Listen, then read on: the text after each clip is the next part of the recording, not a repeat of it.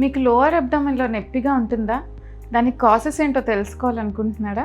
అయితే ఈ వీడియో మీకోసమే. This is doctor Sushma Peruri, consultant general, laparoscopic and colorectal surgeon. So యూజువల్గా మన లోవర్ అబ్డామిన్ని కూడా ఒక 3 రీజియన్స్లా డివైడ్ చేస్తాము. Right iliac fossa, hypogastrium and left iliac fossa. So first right iliac ఫోసాలో కాసెస్ ఏంటో చూద్దాము.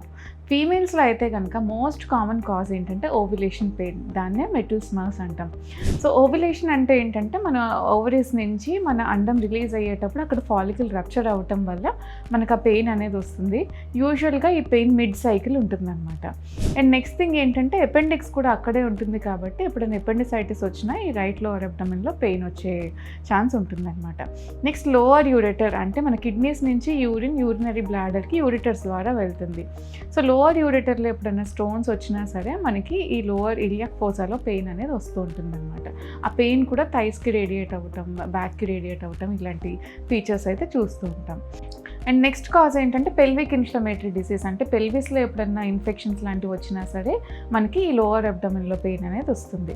నెక్స్ట్ లెఫ్ట్ ఇలియక్ ఫోసాలో పెయిన్కి కాజెస్ ఏంటంటే అక్కడ కోలన్ ఉంటుంది కాబట్టి లార్జ్ ఇంటెస్టైన్లో ఇన్ఫెక్షన్స్ వచ్చినా, కాన్స్టిపేషన్ ఉన్నా సరే ఈ లెఫ్ట్ సైడ్ పెయిన్ వచ్చే ఛాన్స్ ఉంటుందన్నమాట. అండ్ లెఫ్ట్ సైడ్ యూరెటర్లో స్టోన్స్ ఉన్నా సరే ఇటువైపు పెయిన్ వస్తుంది. నెక్స్ట్ సెంట్రల్ అంటే హైపోగాస్ట్రియం. సో ఇక్కడ పెయిన్ వస్తే ఏంటంటే most common cause urinary infection. చాలా మందికి ఈ పెయిన్ యూరిన్ పాస్ చేస్తున్నప్పుడు బర్నింగ్ రావటం, లేదంటే లో బ్యాక్ ఏక్ రావటం, ఇలాంటి ఫీచర్స్తో కంపెనీ అవుతుందన్నమాట. సో ఇవి లోవర్ అబ్డామిన్ పెయిన్ కాజెస్.